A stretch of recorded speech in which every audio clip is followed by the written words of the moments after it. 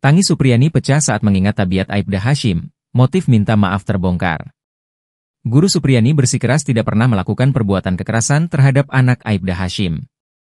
Akan tetapi, guru honorer di Baito tersebut malah meminta maaf bak seseorang yang baru saja melakukan kesalahan. Memberi pengakuan kepada hakim persidangan, makna permintaan maaf yang dilontarkan Supriyani kepada Aibda Hashim akhirnya terbongkar. Supriyani telah 5 kali meminta maaf kepada Aibda WH dan istrinya, NF.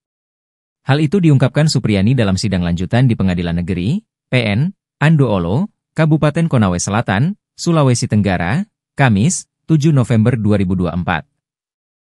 Meski telah meminta maaf, Supriyani akan tetap dipenjarakan Aibda Hashim karena tidak mau mengakui kesalahan. Sempat ada kata-kata dari Pak Bowo, "Saya tetap akan penjarakan kamu walaupun hanya sehari agar semua orang tahu kalau kamu salah," ujar Supriyani menirukan ucapan Aibda WH. Dalam sidang tersebut, Supriyani bercerita telah meminta maaf kepada Aibda WH dan istrinya, NF, sebanyak 5 kali. Bahkan, Supriyani tak kuasa menahan tangis saat menceritakan momen tersebut. Supriyani menegaskan, permintaan maaf itu bukan karena ia mengakui kesalahan yang dituduhkan. Namun, permohonan maaf itu agar masalah ini dapat segera selesai tanpa proses hukum.